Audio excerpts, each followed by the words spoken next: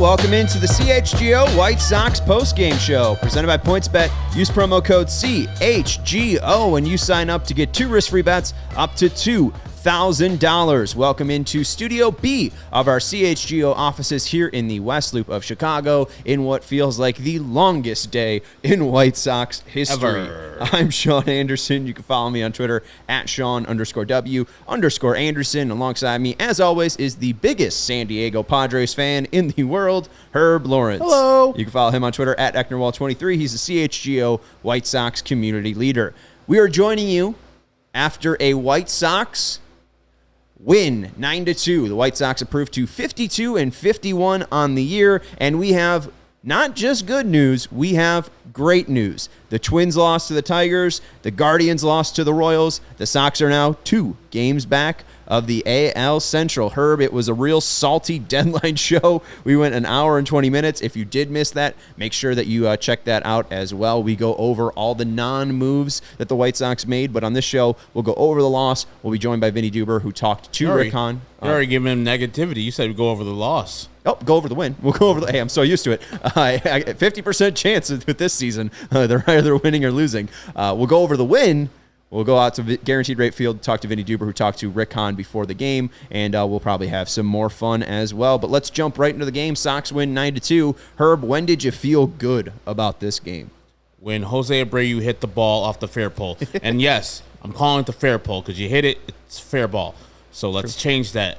Abdul, I'm sorry. Really glass half full for you there on the fair pole, foul pole. Yeah, I can't be a real fan then. Yes, because I am a fan of the Padres too. But also, I'm like more of a White Sox fan, definitely. That's 100%. Today was a terrible day. If anything, that does anything for you, Abdul. The win feels a little bit better. I feel a little bit more relaxed. I know they still suck, and also they didn't do anything at the deadline except for get Cy Diekman out there. But that's when I felt the momentum changing. It was like 5-2, I believe. Or no, they had just scored a run with Josh Harrison scoring off a sac fly and Tim Anderson getting tagged out at third. Jose Abreu comes up and picks up Tim with the home run off the fair pole. So right then I was like, all right, we're hitting the ball in the air, hitting it hard. August Abreu has showed up today because after an 0 for day on August 1st, I was like, what happened? We're lost forever. And August Abreu showed up today with that long ball, and I was like, everything is fine with the world. Yeah, it was real nice, and it felt so cathartic, especially in that inning, just because Eloy had the bases loaded. He gave it a ride. Mm-hmm. I mean, a well ride. And then the White Sox ran into an out on the base paths. So it was a salty feeling in that moment. And then Jose made us feel all nice and warm inside by smoking that ball off Brad Keller. I thought they had some all right swings on Brad Keller. I know that people are probably going to be annoyed that I'm saying that in a game they had 14 hits and 9 runs, right? But 10 of them were still singles, and we still saw some of the same things that they went into last night. Now, they got really lucky with a first-inning triple by Andrew Vaughn down the line. It was a nice float right down the line, right inside the line, and MJ Melendez took a bad route on it, allowing Andrew Vaughn, the slowest runner in the world, to get to third base for his first career triple. But outside of that, I mean, there was the home run from Gavin Sheets, there was the home run for Abreu, but up into the 6th inning, it was basically single, single, single, single, single, single, single. Yeah, they had a lot of singles, but some of those singles were line shots. So we had Eloy Jimenez in the first inning with the opposite field hit, and I know I sing the Eloy's Coming song. Eloy's here. Now, the power's not Eloy-like, but it's coming. You saw Sean just say that he hit that ball to the warning track. Off the bat, I thought it was gone, and it just didn't carry out. And he might have hit it probably off the end of the bat right there, but he is here. But yes, you have 10 singles like they had yesterday, but they mixed in a double, a triple, and 2 home runs. That's why you get the 9-2 difference than the 1 run the White Sox scored yesterday. Hitting the ball in the air and hitting the ball far and hard is good for the offense. It's also good to see that, I know it was a mistake by MJ Melendez, but they had a plan.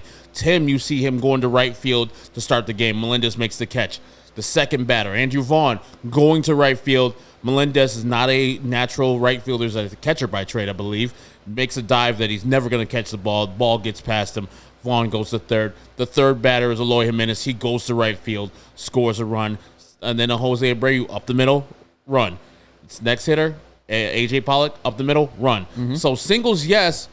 And I think if different alignment, these are GIDPs, but they hit the ball where they weren't. So I can't complain too much that the White Sox got the job done. And I said in a quote that the 8 runs they scored off of Brad Keller today is double the output they had in the 2 starts they had faced them previously in this year, and by far the most earned runs they scored off of Brad Keller since his first start, where he gave up 5 earned runs and 2 1/3. Yeah, and the Abreu home run was huge. It felt like there was a couple that could have been taken out on Keller as well. And you mentioned the idea that they had singles that found holes, right? That's not sustainable. No. We need to look for more of those extra base hits, and that's why our guy Beefloaf's complaining about Andrew Vaughn not hitting those extra base hits. He gets an extra base hit in the first inning. They score 3 runs, right? I don't think that's a coincidence right there. I am kind of still frustrated, though, with the approach, because you mentioned them going to right field, and that's good. We saw Eloy kind of get back his timing back by going the opposite way and letting the ball get deep on him. But still, one of the large issues is them not pulling the ball, right? You see Abreu pull that ball down the line,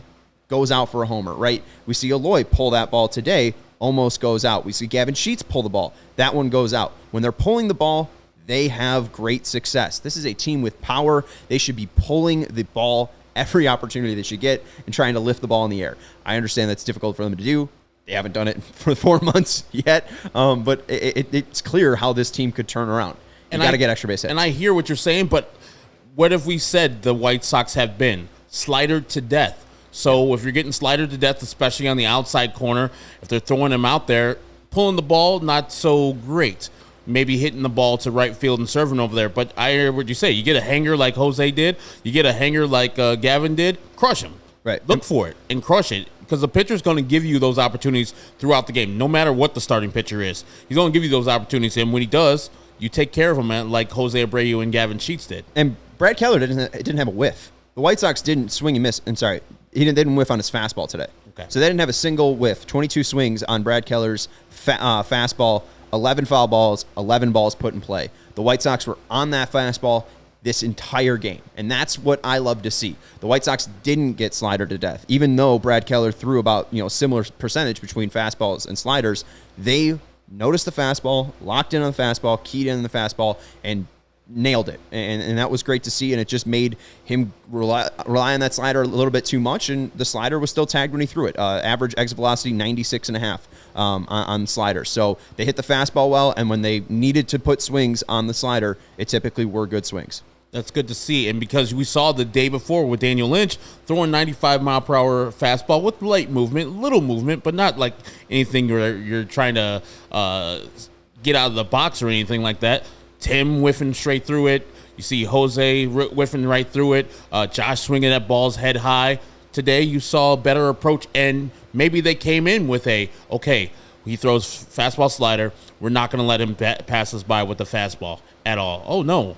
Alex Rude with some breaking news. Sad. Oh, no. Rest in peace to Vin Scully. What? Legendary broadcast. I'll make sure that's correct, but I know my guy Alex Rude wouldn't steer us wrong. But, yeah, that's real sad news.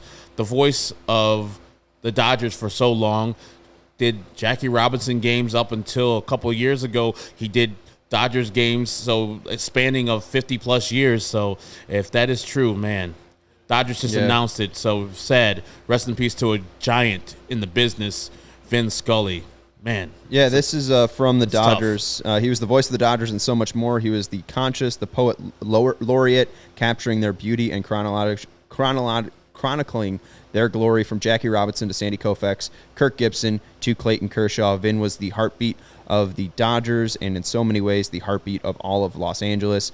Vin passed away at the age of 94 on August 2nd, 2022. Dodgers president and CEO Stan Kasten said, "We have lost an icon. The Dodgers' Vin Scully was one of the greatest voices in all of sports. You don't have to be kind. He was the greatest voice in all of sports. He was a giant of a man, and not only as a broadcaster, but as a humanitarian." So, yeah, that's brutal. That is the most iconic voice of baseball dead. Really tough. I mean, 94 years old. Guy lived a very historic and long life, but I know Dodger fans are probably going to be upset. And, like you said, just a great connection to the past, to Jackie Robinson, to Sandy Koufax, to that Kirk Gibson moment, to calling Clayton Kershaw, really, carried the Dodgers throughout Los Angeles when they moved from Brooklyn to L.A. So that's really a huge blow to the baseball community. Our guy Jaxo with the super chat said Hahn trade deadline interview was good. I mean, that's good. It's your opinion, Jaxo, but we would push back. I didn't think that Rick Hahn said anything in that presser that we didn't expect already. The fact that he came in and said he's just as disappointed as any of us White Sox fans is bullcrap, because he needs the mirror in his house to find out the person responsible for acquiring players, apparently. So he's not that mad. He didn't seem that pissed. He was fine. And, I thought that the answers he gave were textbook, and if we're playing the bingo card like Bruhan Luke had put out earlier, we'd probably get a couple in there. If we're playing drinking games, we'll be drunk by now. He had the same stuff, the same tired answers, didn't want to trade people. There was a seller's market. Like, didn't he know this before? Adjust to the market, And we have some information that we might share later on in the show about how the clubhouse reacted to that, but I think Rick Hahn's answers today weren't that great. And bringing it up again, Jaxo, now you're making me mad again. I'm fucking with you, Jaxo. But, yeah, the win was good, but the Rick Hahn pregame presser, ugh. Well, and I want to address that more with Vinny. Since Vinny was there, we can listen to it. We've listened to the whole thing, and we have our own thoughts on it. But I would also like to just get a vibe from Vinny. What was it like? And Vinny also wrote an article about it. You can go to allchgo.com and check it out. And he basically talks about the White Sox failing the trade deadline. So I think that Rick knew that this was a failure. I think Vinny obviously made basically put that into words in his article. And we talked about it for an hour and 20 minutes, how it was a failure. So I agree with Alex. It did seem like performative anger, but also, how could you not be angry? This team was 51-51 before he met the media, and he wasn't able to help his team. That guy should be angry. He didn't do his job to improve this team at the trade deadline. I mean, anyone should be angry. It's probably not hard for him to be performative angry. It's probably easy to dig into that, but there was definitely some certain moments where, he was asked about Tony, and it was everyone's fault, right? Yeah. So I think that there was certain things that Rick could have done better. We're grading a press conference here. All that matters is he failed the trade deadline. I mean, he could say anything that he wants to the media. It's all about actions here. It is a great win for the White Sox, and Brems brings this up, 3-2-1. Wait, what did Jackson say? I'm sorry, that was a different one. He said, "I determined it was not good." I appreciate that, Jackson. I'm confused. He liked it? I mean, he liked it initially. Like it? Now he's like, nah. Oh, okay. I agree with you, Herb. He changed his mind. All right. That's what I'm here for. Bringing up, saying, I think we'll win tomorrow. We're playing Russa ball. Slept through game one and then win the series. 4-game series, you lose the first 2 and then lull them to sleep. So the White Sox, I thought, did a great job. They really failed yesterday against Daniel Lynch. And I got to give Daniel Lynch credit, which I don't think I did yesterday. His changeup was working. He got Adam Engel looking silly a couple times up there. And his slider was working, and he was able to locate the fastball. Good job on Daniel Lynch. Should he have been able to do that over 7 innings against the White Sox? Absolutely not. The fact that the White Sox tagged Brad Keller like they did, that was absolutely great to see. I was really worried that the White Sox possibly could have been swept with their struggles against right-handed pitching. And I know this is a guy that's more below average, right? They've had good games against Robbie Ray. They've had good games against Justin Verlander, right? They've done well in certain moments against elite right-handed pitching. But Brad Keller has done well against them, like you mentioned. 2 starts earlier, 7 innings both times, and really limited the White Sox to get wins. So I thought this was great, and now you just have to go out and beat Brady Singer. You have Lance Lynn, a guy that you went out and paid $18 million on the bump tomorrow, and you're going up against Brady Singer, a guy who has had a really nice season, can locate within the zone and has had a nice game against you before, but still, this is not anything truly special. The White Sox are able to key in on certain pitches from Brady Singer. They should be able to win tomorrow. And if they are able to win 2 out of 3 against KC, it's at least a victory. You at least win the series, and that's all that is important right now. And in the comments, our guy, Siempre El Reyes, 55th, let me get a shout-out for my dog, R.I.P. Southside Poppy. Love you, Sean and Herb. So, yeah, rest in peace, Dan, to your dog. Yeah, that's always a tough time when a loved one passes away, no matter if it's a feline, whether it's a dog or a human. That's all family. So, yes, rest in peace to your Southside Poppy. Well, And Dan's a part of the CHGO family, too. Came out to the tailgate and was great to meet him out there. So, yeah, definitely a RIP to Southside Poppy. What were you saying? But, yeah, they should feel like Brady Singer earlier in the year, like we were really pissed because that time I think he shut us down, and then like 2 or 3 starts after that, he got sent down to the minors because the Royals like, this is trash. But he's had a pretty good year. He's turned into the pitcher that I think the Royals have seen the potential in. He was a number 1 pick, I think, out of Florida a couple years ago. And so, yeah, he has a filthy slider. He locked up the White Sox the first time he faced them. Now I think this team hopefully can take this and what they learned from Brad Keller, who I think is a better overall pitcher, even though the numbers don't say so this year, and go and apply it to Brady Singer tomorrow morning versus the Royals. Because 2 out of 3 is minimum, absolute minimum. Losing to Brady Singer and the Royals tomorrow is unacceptable for them. And they need to find a way to scratch over more runs than what Lance Lynn and the bullpen are going to give up. Whatever that is necessary tomorrow. I don't know if they're going to hit Brady Singer extra hard or do things that they need to do. Just 1 run, 2 runs, 3 runs, and our starting pitcher and our bullpen gives up less. That's the way to do it. Right, and it wasn't like Lucas dazzled today. We can look at the starting pitching lines, and we can go into the starts here by Lucas. He went not 2 innings. My thing for some reason didn't update.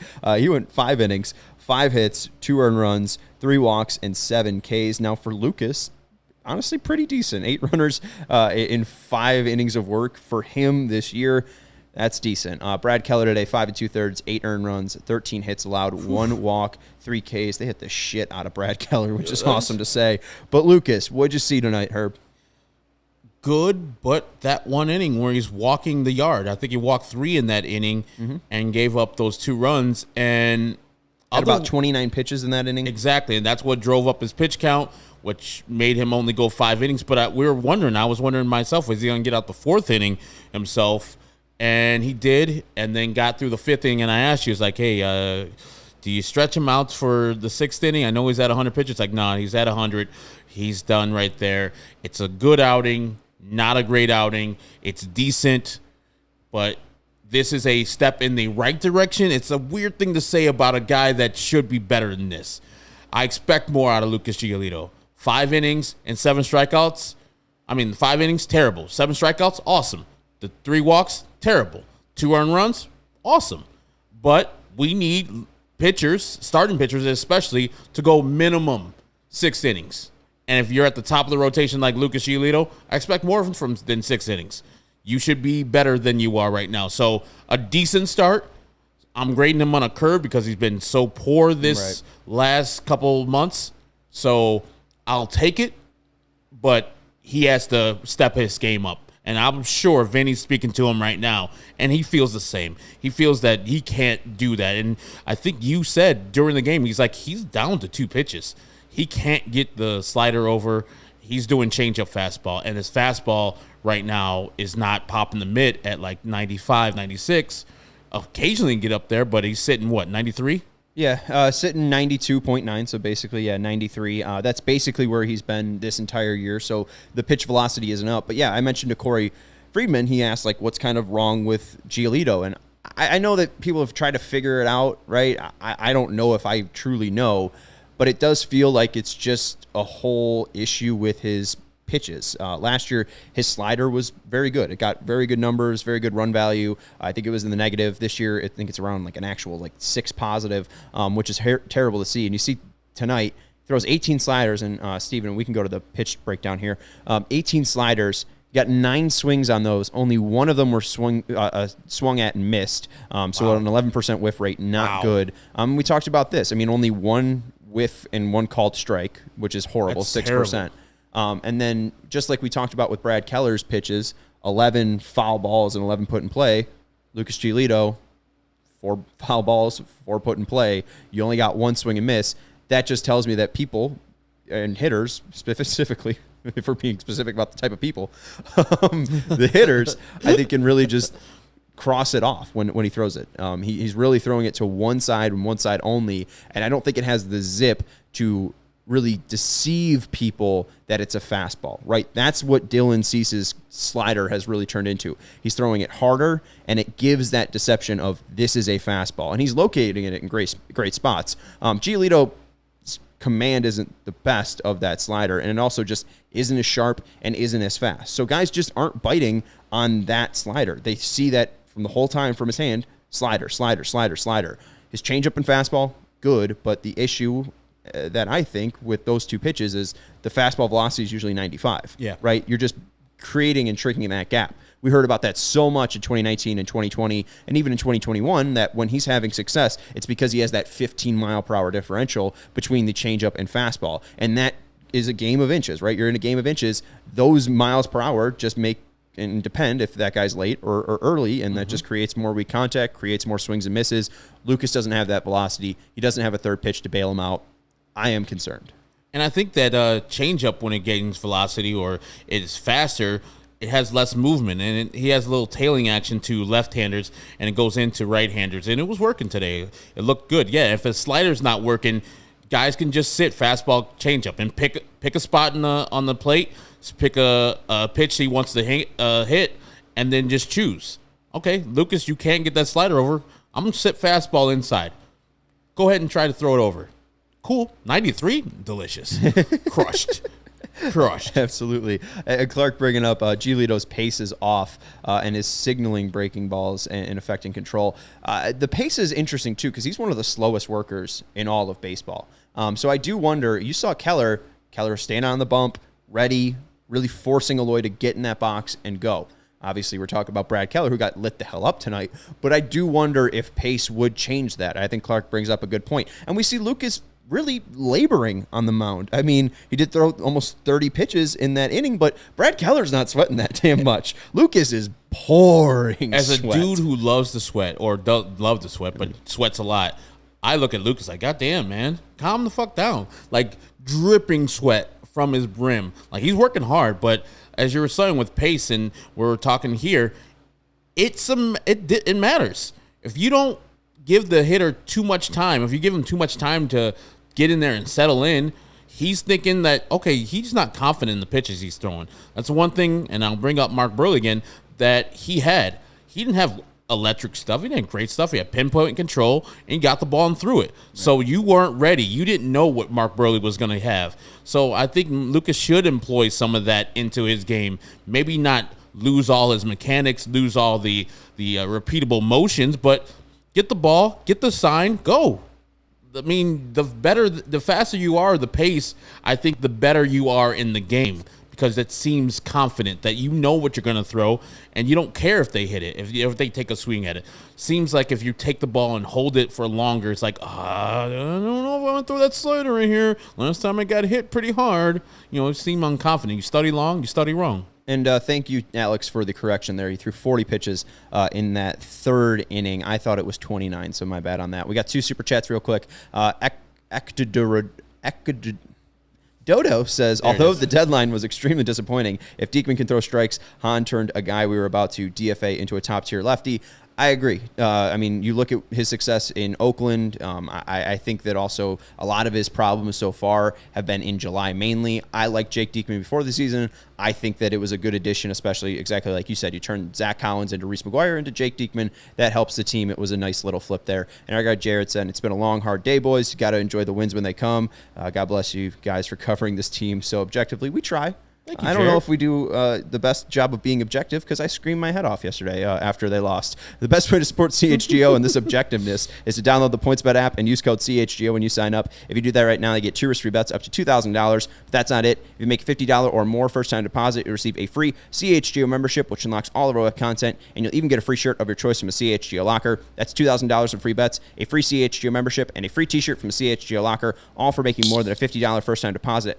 At PointsBet right now is a great time to sign up for that free CHGO membership because with that free CHGO membership, you get access to our written content. And Vinnie Duber, who's joining us from Guaranteed Rate Field in just a second, just put out a great new article about the White Sox trade deadline. So now is a perfect time to take advantage of the code CHGO when you sign up with the PointsBet app. And if you make a $50 or more first-time deposit, you'll receive a free CHGO membership. So what are you waiting for? It's time to elevate your live betting game. Once the game starts, don't just bet. Live your bet life at PointsBet. If you or somebody you know has a gambling problem and wants help, call 1-800-GAMBLER for crisis counseling or referral services. And our next partner, Chicago's Sports Fans, your home for the best Chicago sports coverage, is partnering with a leader in the sports merchandise and collectibles world. CHGO has teamed up with FOCO to secure your access to the best collectibles and gear around. Whether it's Bears, Cubs, White Sox, Blackhawks, Bulls, FOCO will have something for you, your kid, a friend, or loved one. If you're looking for some new gears, collectibles, or accessories, FOCO has officially licensed gear for men, women, and kids with everything from bobbleheads to swimsuits to Crocs.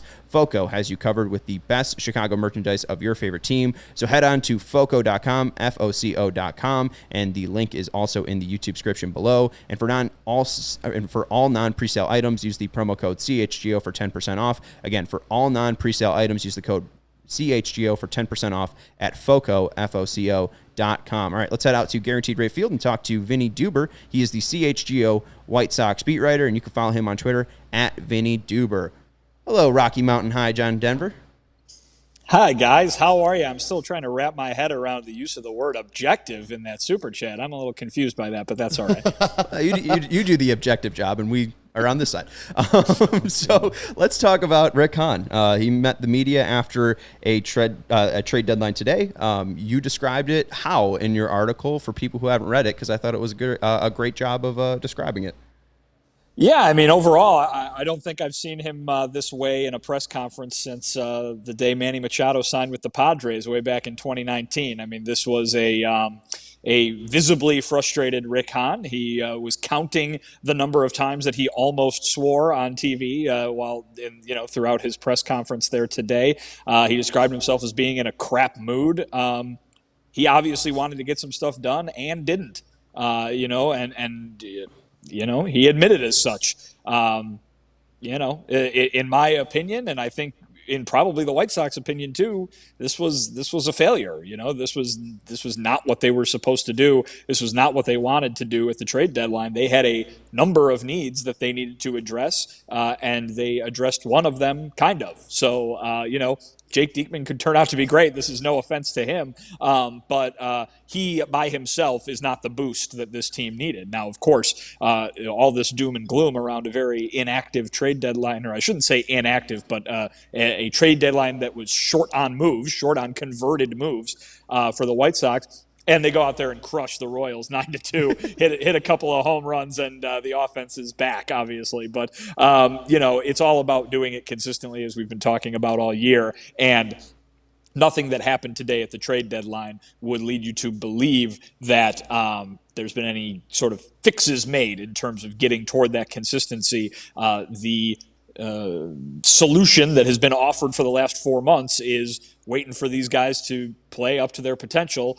and that still seems to be the number one solution. Again, not that that's that big of a surprise. I think that I said before the trade deadline even happened that the onus was going to be mostly on the guys who were still here to turn this thing around, but you thought there was going to be some help. And, the last offensive performance before the trade deadline was 1 run against the last place Royals. The offense looked like it needed some help. Tonight it didn't. And perhaps tonight is a harbinger of things to come, or perhaps it's another mirage, which we've seen a few times throughout the year. But when Jake Diekman is the only move that you make as a supposed contender, I'm not even saying supposed. They're 2 games out of first place, guys. I mean, right. They are as much a contender in this division as anybody is.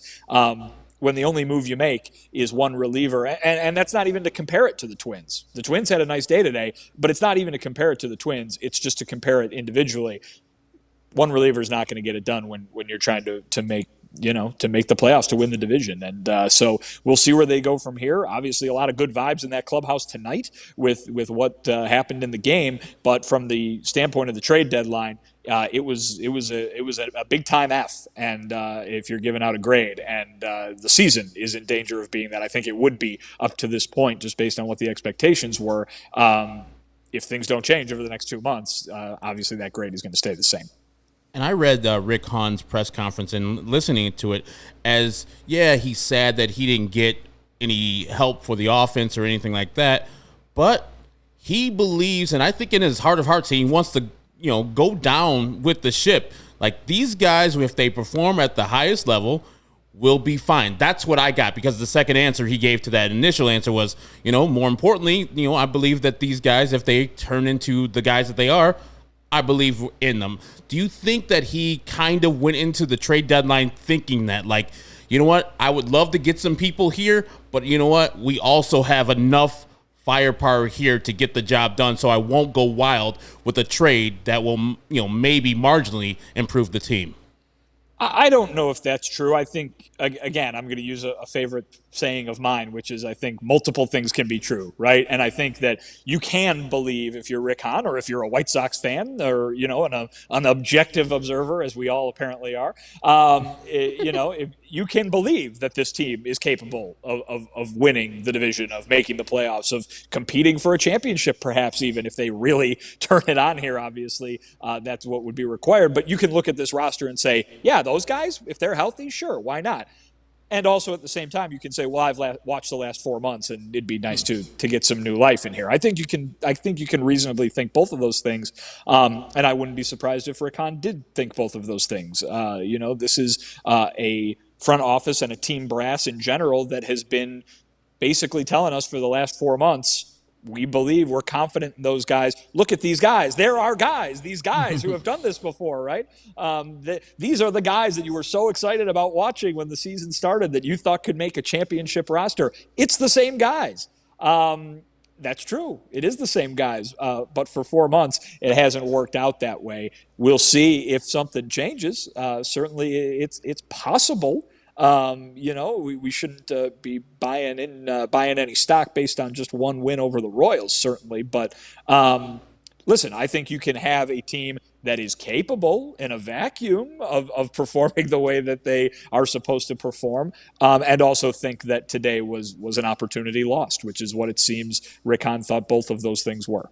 What was the vibe in the clubhouse player-wise before the game? You say after the game, after the win, usually they're up and excited, but was it just a normal day at the clubhouse, or was it kind of this looming thing with the trade deadline at 5 p.m. right before the game?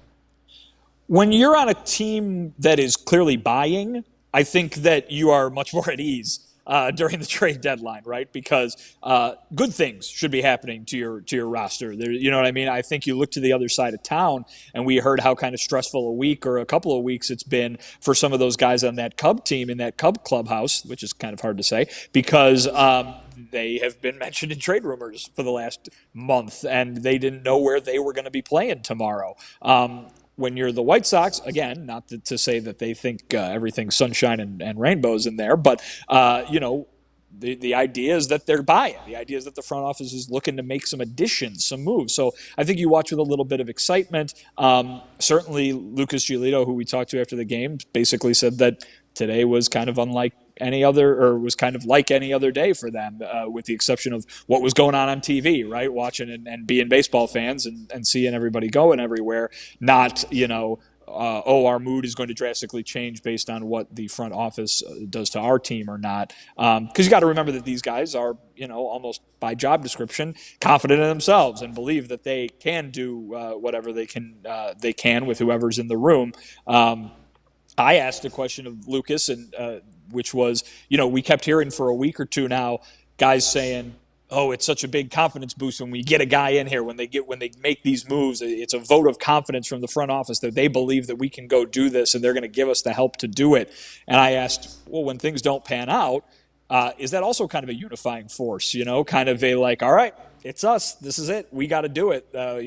Nobody's coming in to help us, to save us. Again, not through lack of trying, but just through sheer results. And is this a way to maybe buckle down? I think that's possible. I'm no psychologist, but his answer was basically just like, yeah, they, the same as we've been hearing, which is they believe in themselves and they just got to get it together here, and they can be just as good as they thought they could be here for the last couple of months. How did Lucas Giolito feel about his outing? We thought that he was a two-pitch pitcher for the most part, and it was fine. But what do you say about his outing? Yeah, good, not great. He was very displeased that he only went 5 innings, displeased that he had an inning that started with 2 walks, displeased that he had an inning where he threw 40 pitches. But I think he looks at the results and says, "Okay, this is a good step. It's something to be happy with." He gave all the credit, obviously, to the offense, and certainly that was the story of the game this evening. But listen, Lucas has struggled, obviously, throughout this whole season. To have a start where he only gives up 2 runs, not bad. Yeah, I wonder now, going to the manager side, is it unusual for Tony not to address the media before the game? That was much ado about nothing. The idea basically was Tony normally talks at around 4 o'clock or something like that, right, before a 7 o'clock game. That's 1 hour before the trade deadline. The idea being that all of his talk on hypotheticals would probably not really apply to anything that would happen over the course of the following hour. And we heard him say today in the postgame press conference that the front office was working on stuff up until the very last minutes before the trade deadline. So let's say Rick pulls off something unexpected there at 4:59. Everything we just heard from Tony suddenly goes out the window. That is not unusual, and I think mostly from my standpoint, we've been asking Tony about Luis Robert for the past 4 or 5 days. And every time he gives an answer of he's not comfortable speaking on the medical matters and stuff like that. So I didn't want to really ask him about that again. I didn't want to hear him have that response again. I don't think he really wanted to give it again. Rick Hahn was going to be able to give us the update. Let's just hear from Rick. Well, what was the update? You led right into that one. So obviously, Luis Robert is back. He's off the injured list as of pregame tonight. He was, on the active roster for tonight's game. But we heard from Rick Hahn that he wasn't really going to be available to play. He's maybe be eligible to play was the word that Rick used tomorrow. Sounded like Tony is still deciding whether Luis will play in tomorrow's game. If he does, he'll be the DH. So said Tony after the game today. The symptoms are gone. It was still a relatively mysterious cause. The best that Rick could offer was the effects of a virus that caused some vitamin deficiencies that might have caused the symptoms that put Luis on the injured list. I'm not going to play doctor, so that's the most I'm going to give you on the medical front right there. But mostly confidence that they're not going to pop back up. They are completely gone, Rick said. Otherwise, they wouldn't have brought him back this soon, or at this time, I should say. Whether he plays tomorrow night or tomorrow during the day is still to be decided. But Luis Robert is off the injured list. We're celebrating August Abreu with a home run off the fair pole today. And it looks like Eloy Jimenez is not only coming, he's here. Now, this is the thing that we've been talking about. Hitting the ball in the air, hitting the ball hard. Did Tony speak about, finally out homering the team and hitting a couple balls over the fence and then putting on some big-time runs against these Royals, as they should? Yeah, well, talking about Eloy, he called him, very much a difference maker, right? That for what was it, months? It was Eloy's back. We can't wait to get him, or we can't wait for Eloy to come back, but we'll win with what we have. He likes having the full roster at his disposal, obviously, especially when it contains a talent like Eloy or a talent like Luis Robert. So he's happy to have him back, obviously, and he's on fire right now. Eloy is hitting the ball really, really well. We're going to see, obviously, how long he can keep it going. You remember last year when he came off the injured list, there was a real hot stretch there for a bit, and then he cooled off in a dramatic fashion. If he can stay hot, that's going to go a long way toward the White Sox being able to accomplish what they are trying to accomplish, again, without the reinforcements that the trade deadline normally offers a contender. Well, as Rick said, he's a simple man. Team go far, ball go far, or ball go far, team go far. Ball went far today. What was the response that you got when asking about the offensive philosophy. I thought it was a great question. If you could just bring that to the audience now. Yeah. So, I mean, basically it was, listen, you guys aren't the only ones that have noticed this. Rick himself was complaining or lamenting, I should say, during his press conference about guys pressing and guys chasing pitches and not having good at bats. And so I asked, are they receiving the correct instruction? And if the answer is yes, which of course I expected him to say yes to, because every time we hear from Frank Menachino or Tony La Russa about what they want the offense to do, it always sounds good, right? It never sounds wrong. It just ends up not working out on the field this season. And I asked him, if the case is that you're happy with the instruction, are the guys not listening? Are they not taking it well? Are they not allowing themselves to be coached?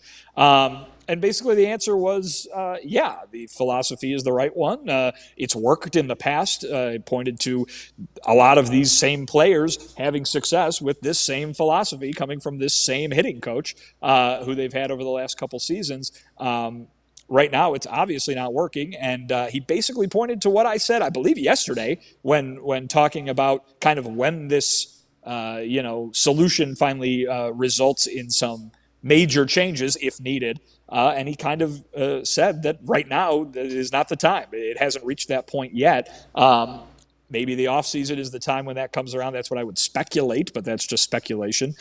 Certainly, you would think that if they believed that a correction would have helped them earlier in the year, they would have done it. I'm not saying it out loud here, but I will specify, a job change for one of the coaching staff.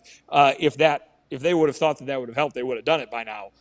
They haven't, and so obviously they think that they're on the right track and getting the work that they want out of the coaching staff right now. Perhaps come the end of the season, they will reflect and feel differently. But certainly they have 2 more months of data to collect on that if that's when they're deciding to make that decision. Saw 2 good bullpen performances. Actually 4 good bullpen performances, but I want to focus on 2 of them. Joe Kelly with another scoreless outing. Didn't strike anybody out, but the movement on his sinker was filthy. And then the White Sox debut of Mr. Diekman. Awesome. Sliders for days. He looks Chris Sale-esque out there in that black uniform. What do you guys think about, and what did Tony think about the debut of Diekman and then Joe Kelly continued to progress? And rocking Carlos Rodon's number 55 too, by the way. But maybe that's only reserved for lefties. I don't know. But yeah, Diekman looked great, and I think obviously you got to keep in mind that these were the Kansas City Royals they were going up against, and a Kansas City Royals team without Whit Merrifield, who was dealt to Toronto earlier today. But did you see the lineup that they showed where it was the last time Whit Merrifield didn't play in a game versus the White Sox? It had old friend John Jay and old friend now I'm blanking on the name because he's such a guy. Ryan Goins. Wow, there you go. Some Royals and White Sox of old. Some royalty. But yeah, Diekman looked good. They did need him. I mean, this is a team that has been without Garrett Crochet for the entire year, without Aaron Bummer for most of it, probably certainly will be without Crochet for the rest of the year, and might even be without Bummer for the rest of the year. They needed Diekman, and if he's going to go ahead and pitch like that, that'll be good. He told us pregame, if they want him to throw 70 times over the rest of the season, and I don't think there's that many games left, but so that would be interesting. But if they want him to throw 70 times, he'll do it. He's here to pitch as much as he can for this White Sox team. So don't be surprised to see him called on an awful lot. If the White Sox are going to be, in a lot of close games or mount an attempted takeover of the Minnesota Twins here in the Central. Yeah, seems similar to the vibe that Ryan Tepera gave when he came over at the trade deadline as well. Just seemed like a guy that wanted to get to work and wanted to pitch. That's it for me. I think unless you got something. I just had something, and it's probably nitpicky because, the White Sox won. But I saw a lot of balls today that Tim Anderson couldn't handle. None of them were called errors, but, a couple could be. Was there any discussion after the game? I know because they won, probably wasn't. That Tim Anderson, I don't know, is having some troubles in the field again?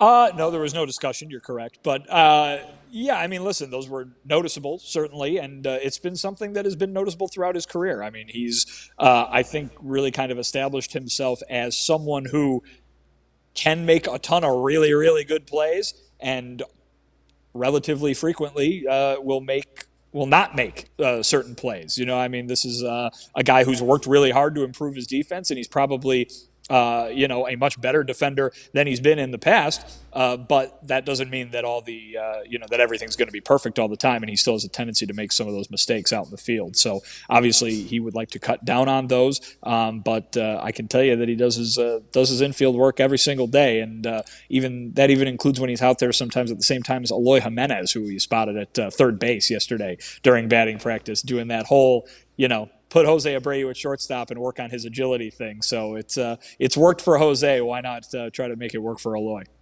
Hey, maybe Tony can finally find a second baseman and can put Eloy at second base. Less running out in the outfield. He wanted to put Andrew Vaughn there. Maybe you could put Eloy there. Anyways, that's going to do it, Vinny. Appreciate you joining us. You can follow Vinny on Twitter at Vinnie Duber. He's the CHGO White Sox beat writer, and we will speak to him tomorrow for tomorrow's game, during tomorrow's postgame, and see if the White Sox can take 2 out of 3 against the Royals tomorrow at 1:10. Thanks, Vinny.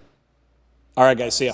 And make sure to read Vinnie Duber's latest article. It was fantastic. Over at allchgo.com, White Sox fail trade deadline, putting Rick Hahn in same crap mood as fans, which he really did during the 4 and 5 p.m. hour today. We got some super chats to get to. Let's go to Schwo first. $4.99 super chat. Thank you very much, Schwo. I know they went deep late, but the Sox hit more singles than freshmen at their first homecoming.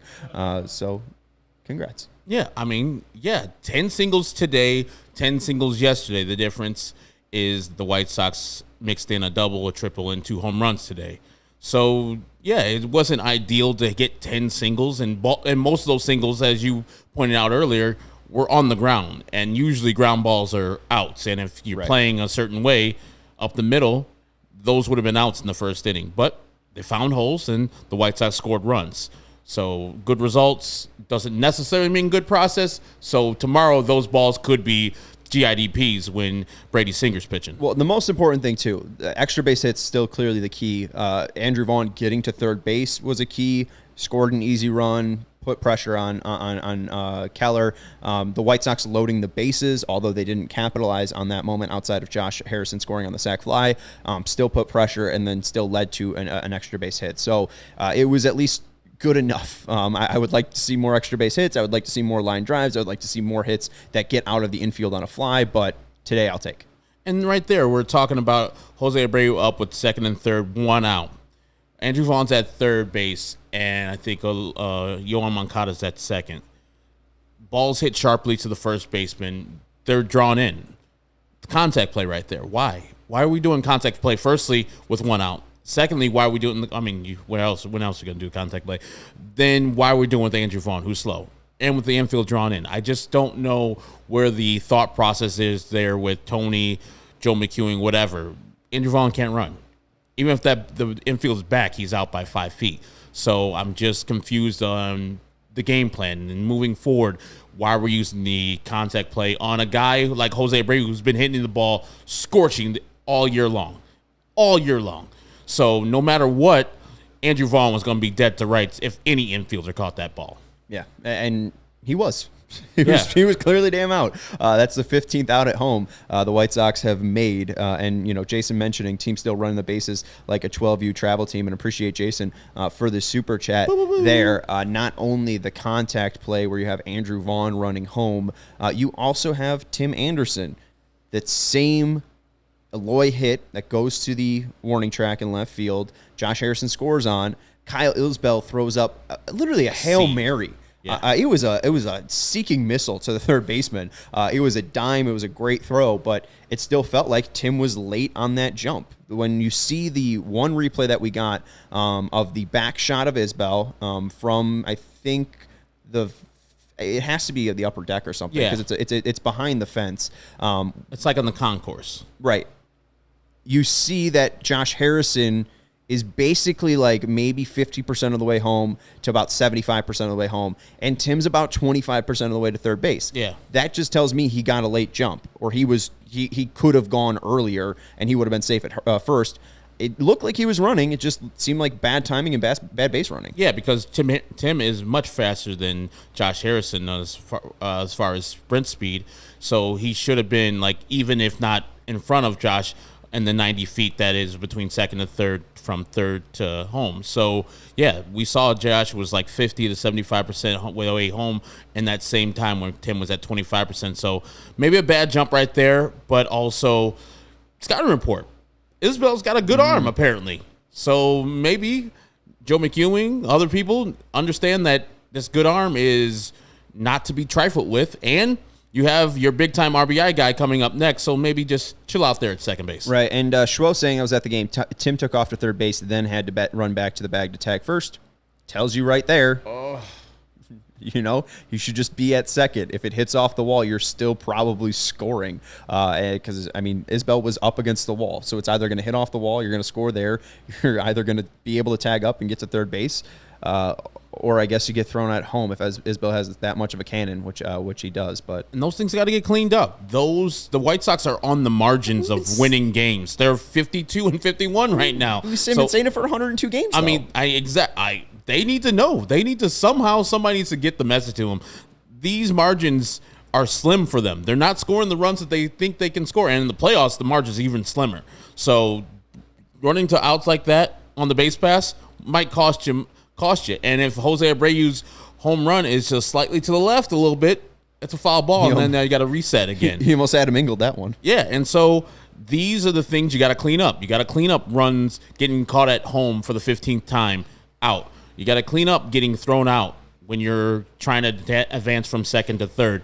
And I don't know why I know why you're trying to advance from second to third, but Tim has more than enough speed to get the job done if Jose Abreu hits a single and if he can score from second. So it's thought process. What are you doing? Right. And, they still haven't cleaned that up. And, I mean, you mentioned Tim to Vinny. He has that base running area. He has the 3 in the field. And you look at Josh Nelson tweeting out what he's been before May 27th, WRC plus of 164 in 38 games, after May 27th in 36 games, and this was before today. Tim did go 2 for 4 today, a WRC plus of 76. So, I mean, ever since he's come back from that injury, he has not looked like the all-star. The all-star that put up 2.1 WAR before that May 27th mark has put up a WAR of 0.1. I mean, Tim Anderson needs to be better here, period.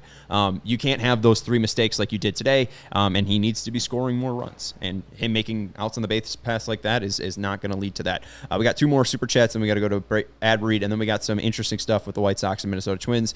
Jarrett saying you're not competing with the Twins in Cleveland. You're supposed to beat the Yankees, Astros, Dodgers, and Padres. Get real. Get real baby steps, Jarrett. I understand you're 100% right. That was the expectation for the team before the season, and they have not lived up to those expectations. And the trade deadline, they could have helped their team more. The Twins helped their team. They did not do that. And, yeah, as Sean said, we have to adjust the expectations because we all know that this team's not winning the World Series. Put money on it. Bet money down. Right. I feel still they're going to win the AL Central. Because the other teams are just trash. Even though the Twins did get better today, I don't think they're that overwhelmingly much better than the White Sox. Unless they have an offensive run like 2020, if they have a crazy 60-game stretch like they did throughout all of 2020, then maybe. Yeah. But they got to continue that through the playoffs, and I just don't see that happening. They don't have enough pitching help, especially healthy pitching help. And so we have to adjust our expectations to go to the Cleveland Guardians and the Minnesota Twins. They're going to beat those guys. And once they get bowed out in the first round of the playoffs, we'll come on here and say this season was a failure. Yeah. An absolute failure. We're not on the level. We're not supposed to be on the level of the Twins and the Guardians. We're supposed to be way past those people. That's half the reason why I think the Guardians didn't even do anything. It's like, we weren't even supposed to be in second place. We're happy as hell where we are right now. This shit is awesome. We're winning. We're playing with house money right now. Twins are like, we're trying to win this AL Central because fuck the White Sox. But we're supposed to be competing with the Yankees, the Astros, the Dodgers, and the Padres, who are you got now exactly who the White Sox should be. And yes, they're 12 games behind the Dodgers, but goddamn, tell me you didn't feel excited for Padres and Padres fans today when they went out and did the damn thing today, went and executed a plan that they had to have this player, and now they have 3 superstars on their team. Mm-hmm. And a great pitching staff to go with it. Decent. And we got one more final one, and this is the correct take from Baseball Toss. If Dylan Cease doesn't win the Cy Young, I will riot. Thank you, Baseball Tossed. I agree. And then add another 99 cents super chat just to emphasize that he was right. I don't know if that was a mistake. I don't know if the 99 cents one was like a test one that he didn't send. So then he had to follow up with another one. We appreciate it, Baseball Tossed. And I have to tell you guys about OWYN. It stands for Only What You Need. I would have needed a White Sox trade. I needed a White Sox left-handed bat, a new White Sox left-handed bat, like Herb needs his OWYN. There you go. Herb ran out. Herb got an OWYN. He got the dark chocolate, the 20% one. You like it? Oh, it's good. It's delicious. It's a snack. It says it right on the thing. It's a snack. It's a snack. It's a 100% plant-based protein shake that gives you nutrition that works as hard as you do. And all of their products are free of artificial ingredients. They're allergen-friendly. There's no gluten or dairy. They're easily digestible. We got sent the the next level chocolate and vanilla ones. So ours had 32 grams of protein in those, but we also got the same 20-gram protein ones that had the salted caramel and the strawberry banana. Herb's got dark chocolate there, right? I do. Tastes different than the chocolate? I didn't really taste the chocolate one when I first said it. It just tastes delicious. That's what it tastes. So if you want delicious 100% plant-based protein shake that even Chicago Bears quarterback Justin Fields drinks, he follows a plant-based diet, head over to OWYN, liveowyn.com, LIVEOWYN.com, where OWYN and CHGO have partnered up to get you an awesome offer. You can get 20% off your first purchase at liveowyn.com. That's LIVEOWYN.com. And with code CHGO20, you can get 20% off your first purchase, again, at liveowyn.com. Join me, Herb, and Justin Fields, and try OWYN. It is only what you need. All right, let's talk quickly about the Twins. I want to go to Carlos Correa first. Let's get a setup here. Carlos Correa can possibly, and Baseball Toss jumping in with another super chat. Also, RIP Vin Scully. Yeah, we mentioned that earlier at the top of the show, but a horrible loss for the baseball world. Let's go to Carlos Correa here. He has the option to opt out of his contract at the end of the year, but it seemed like he was very involved with the Twins trade deadline. They were active. They got Jorge Lopez from the Orioles, an all-star closer. They got Michael Fulmer from the Tigers, who was an eighth-inning high-leverage guy. And then they also ended up getting somebody else, and now I'm completely blanking. Cool. Didn't they get a hitter? They got a catcher from I blinked out too, but yes, they got somebody. I forgot. Oh, Sandy Leone? Yeah, Sandy. I feel like they had one more player too. No? Tyler Mahle. Thank you. And starting pitcher, Tyler Mahle. It was a long time ago. It's been a long day for you. You guys, you've been here since like 1. Yeah, 1:30. But God. Yeah, so Mahle, Jorge Lopez, and Michael Fulmer were the additions to the Twins. Let's go to Carlos Correa, who spoke about that before the game, and then before they lost 5-3, by the way.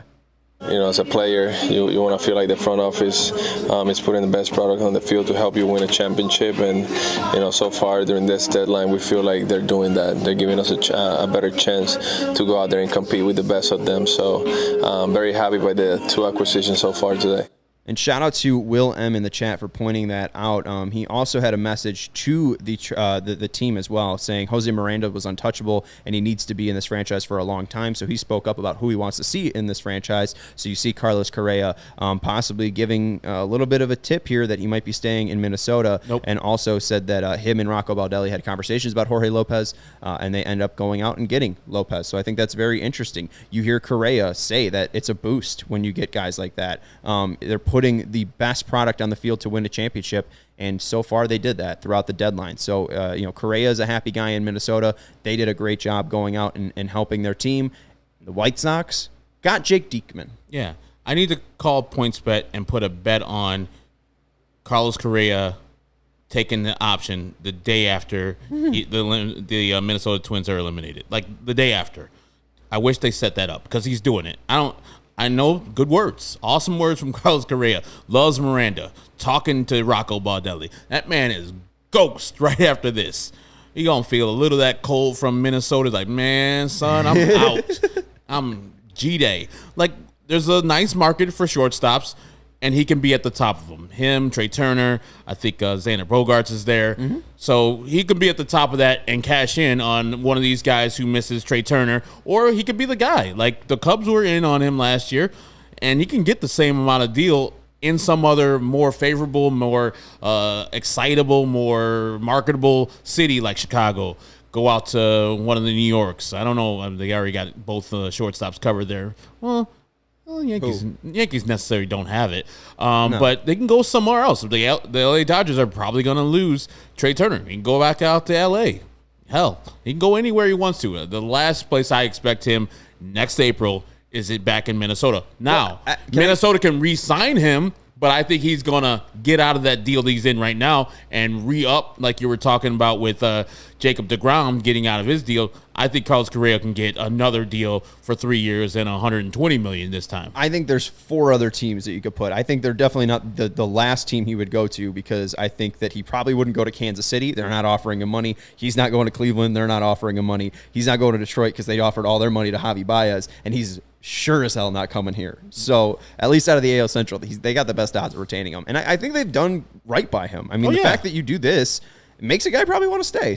And maybe Minnesota spends the money. Maybe they spend the money on this guy. I mean, they spent the money on him to get him, right, and no one expected him to end up in Minnesota this season. So he got a smart deal where he gets the opt-out after this year and next year. I think he'll opt out. And he might like Minnesota, but wants a little bit more money to stay there. You know, he won't give the hometown discount to Minnesota just because he likes the atmosphere and they might win the AL Central and Rocco Baldelli's a good dude. He might want to say, hey, give me more money out here because I'm still in my prime. I just signed with you because of the lockout, and you guys are giving me this premium money. But now I have 29 other teams that want my services maybe, and I got the full market out there instead of just a shortened period of signing for a month after the lockout ends. I got distracted by Raul Green saying, I remember Vin Scully called a no-hitter in 1984 at Comiskey Park, Tigers and White Sox. Jack Morris, no-hitter on Channel 5. That guy had such a long life. Yeah. It's insane. Sorry, I got completely distracted by the Vin Scully fact there. I think this deadline clearly was a failure for the White Sox. We see Vinny write it. We see Rick Hahn's disappointment. We're going to get to a Rick Hahn clip in just a second. And I want to talk mainly about now what this team is dealing with, right? Okay. They didn't get anybody. We know that. We're all pissed off and shocked at our MLB trade deadline special. So we got to know what this team is. You got 59 games left, and this is really the only thing that I thought that Rick Hahn offered up to them changing something or what the White Sox will do for the last 59 games to try to improve their standings, because this is the roster that they have. They are confident in this roster, but they can still make some changes. So our guy Vinnie Duber asked the question, Rick Hahn followed it up with his answer, and then we'll be back in about a minute.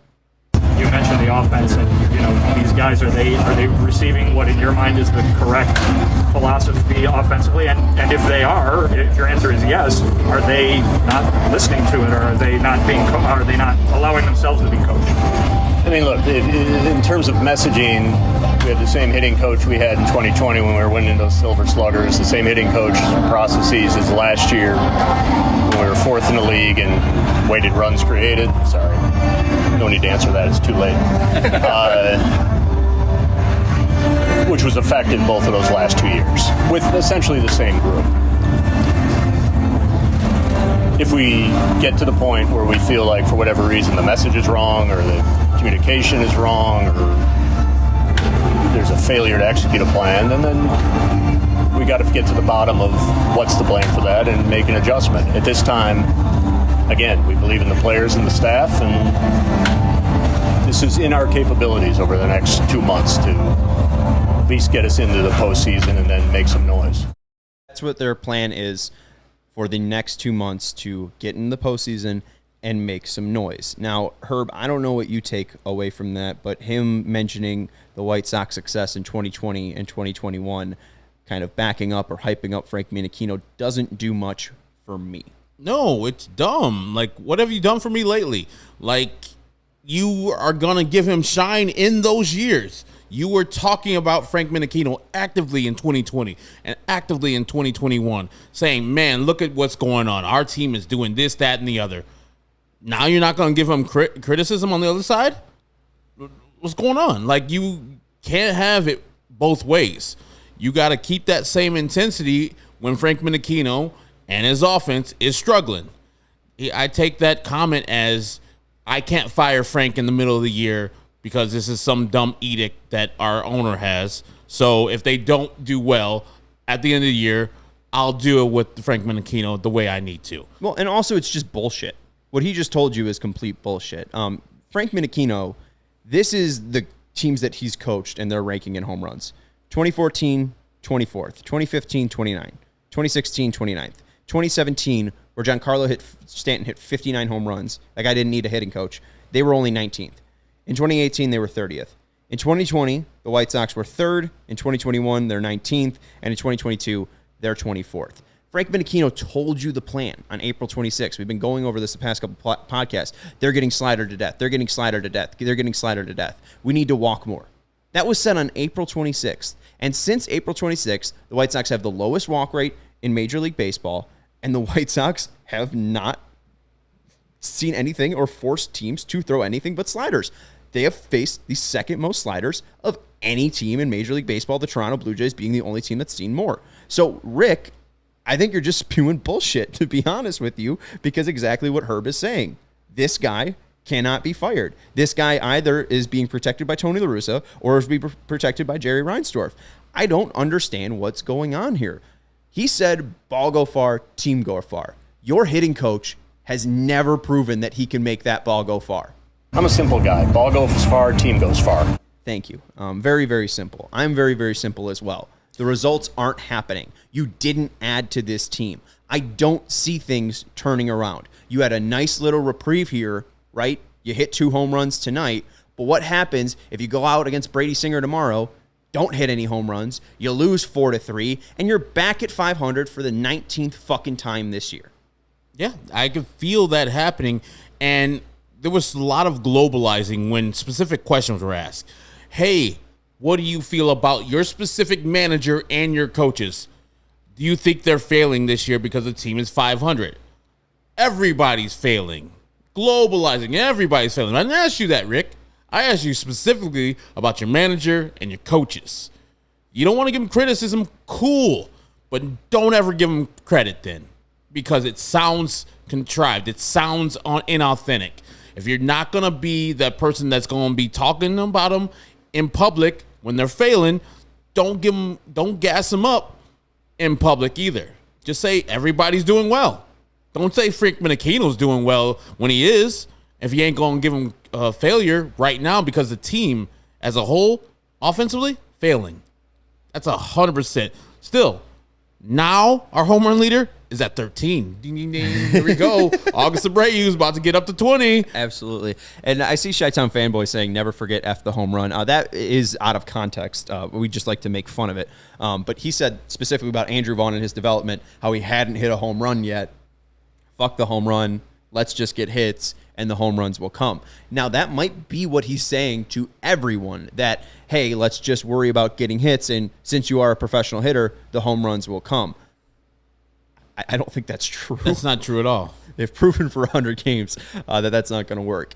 Maybe today's the wake-up game, but I'm sick of saying that. So I really do need to see a lot from this team to prove that they have turned things around, that things are actually going to change, that they're going to start elevating the ball. And like we said, the start of the game wasn't the most emphatic reasoning, or to the emphatic moments of seeing like, hey, look at them lift and elevate the ball, because a lot of it was singles that got through. And I got to see at least 7 games in a row with multiple home runs to say the White Sox have figured it out, have doing the job, lifting the ball in the air. And I want to even actually give credit specifically to Eloy. The situation called for a ball in the air, and the ball he almost took out with the bases loaded, it called for that. He looked for it, elevated a slider was elevated, and he almost took it out. So many times White Sox hitters this year have been just grounding pitches right into the ground for a GIDP. But Eloy understood the situation and executed the situation. That's good to see that he is getting it, specifically because he now has moved up to the 3rd spot in the lineup. And Tony, I'm glad he saw it, or whoever's doing the lineup, glad that they're seeing that Eloy's starting to square up the ball and hit it hard. So if he's starting to get it, August Abreu's here, and maybe if Tim gets his, whatever's going on with Tim, man. Right. There's something going on, because he hasn't been the same player he was early in the season. I just need him to get focused and real about what's going on in the field and make sure that he leads the team. He's the leader, and he's still got that 3-game suspension coming up for himself. So I would want him to already take it. Take it tomorrow. Take it tomorrow at the beginning of this Royals game and the 2 games in Texas. Yeah. because I know Tony would want to rest him anyway. So just take the suspension. Just drop your appeal, take the suspension, enjoy your weekend. Go on Saturday, and hopefully you'll face Odessa Keuchel this weekend. And if you want Odessa, Austin Keuchel, if you're that's too good of a city. Going out there, I don't know too many. El Paso that Keuchel. Yeah, I watched the John Boy breakdown of Tim Anderson getting in that umpire's face, and yeah, I mean that guy deserves 3 games. I mean that was over the top there for Timmy. If he gets 2, if he gets 1, I think he gets out. Pretty unscathed there. That's going to do it, though, for the CHGO White Sox post-game show. And I think Zachary asked you, the Sox lead the league in singles. Rick Hahn said they're near the top in hits and batting average, so I wouldn't be shocked if they lead in singles. And I want to congratulate KPW for his Whit Merrifield coming to Canada, spreading germs. He's getting a shot because now he's on a real team. So he's saying, big F you to Royals. I don't care about you guys. But I got to go to Canada. I got to get a shot now. Sorry. Not principled at all. Bye. I'm going to go get it for a playoff team. I hope he loses every game. I agree. KPW. I agree. Still hate him. That's Herb Lawrence. You can follow him on Twitter at Ecknerwall23. He's the CHGO White Sox community leader. I'm Sean Anderson. You can follow me on Twitter and HL coming in first in singles, fourth in average, and 26th in home runs. I'm Sean Anderson. You can follow me on Twitter at Sean_W_Anderson. You can follow the show on Twitter at CHGO_White Sox. You can follow Vinnie Duber, our beat writer, at Vinnie Duber. You can become an article and read his articles at allchgo.com. Appreciate everyone hanging out with us in the chat. Thankfully, the White Sox got a win, and tomorrow we'll be joining you at 12:30 for the pregame between Lance Lynn, Brady Singer, and we'll be joining you after for the live postgame show as well. Thank you to Stephen Nicholas for his production, and thank you to Fleetwood Mac for their 1979 album, Tusk. We'll talk to you tomorrow. Go White Sox. Good night.